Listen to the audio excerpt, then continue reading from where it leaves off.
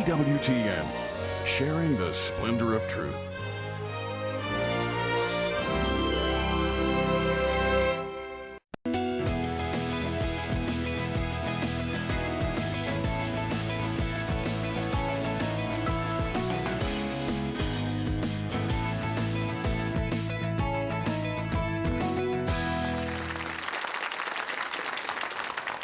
Welcome. Well, you're at home with Jim and Joy, and I'm glad to be here today. It's a little chilly right here in Alabama. Indeed. All over the country. But I kind of like that.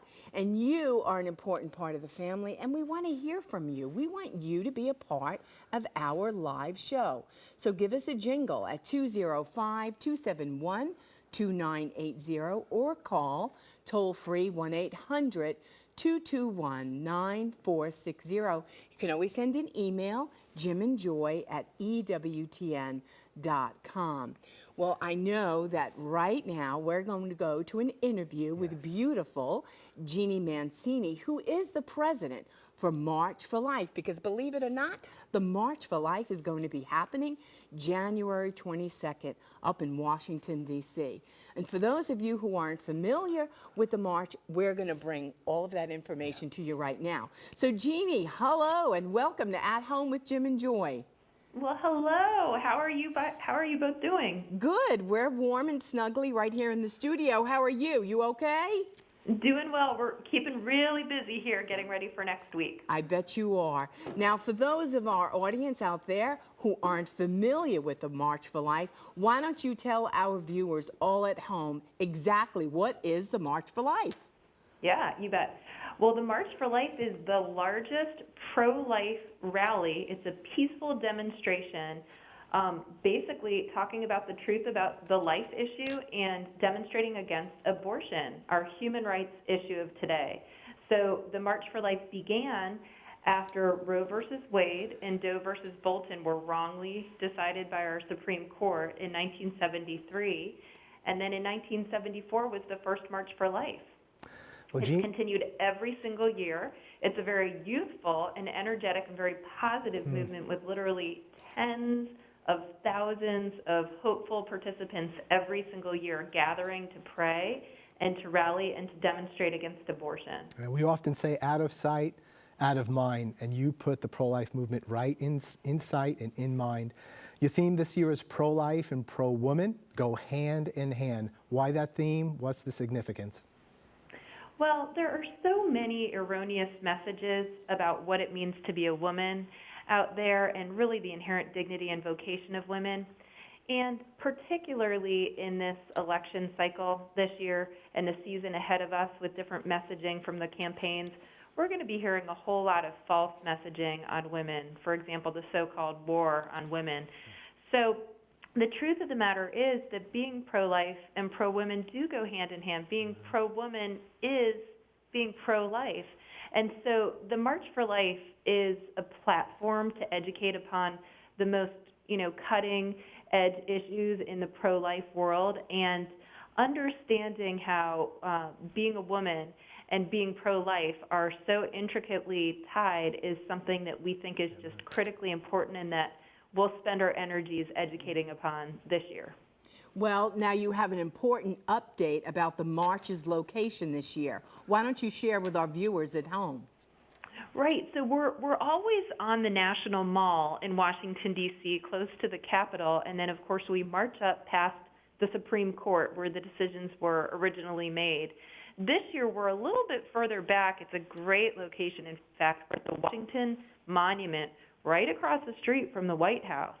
It's a little bit hard to see because it's a little further down the road, but it's very close and across the street from the White House. So we're at the Washington Monument, which is at 15th and Constitution in Washington, D.C., and the rally is at noon on January 22nd, and then the actual march itself starts an hour later at 1 p.m. from that same point, and we march all the way up Constitution and then past the Supreme Court. Well, you want as many people as possible to be there, we know that, but if people can't make it, how can they participate? Gosh, there are so many ways to participate remotely, especially for your listeners and your viewers to pray, to fast. I mean, the most efficacious apostolate is the spiritual apostolate where we really pray and fast for these different needs. So that would be the first one. We could also certainly use some financial support, so a donation to the March for Life helps very much, or going to Mass the day of the March.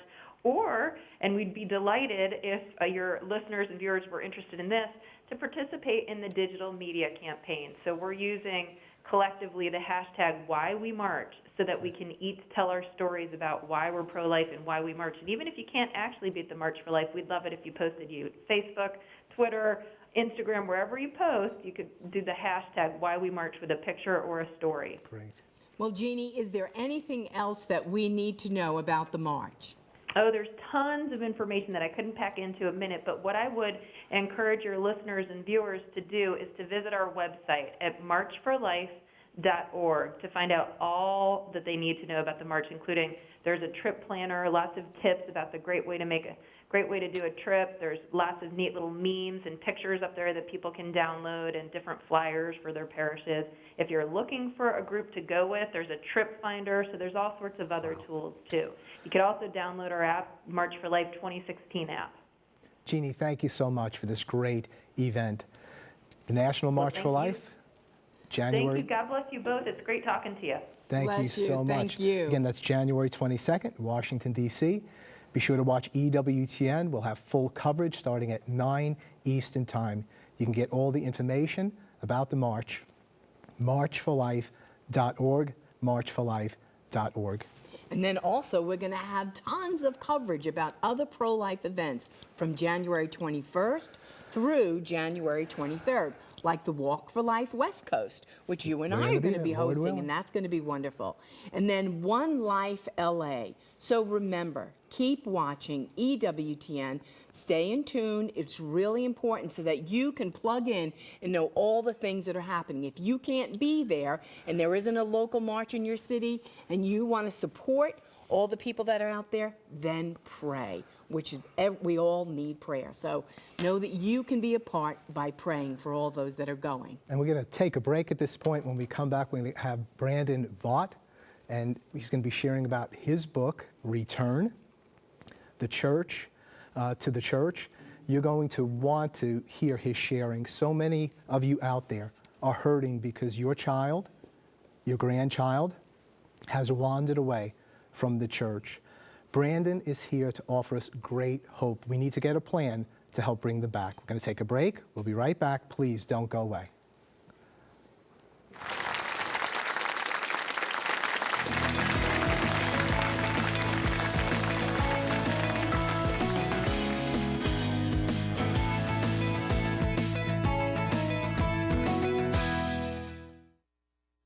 If you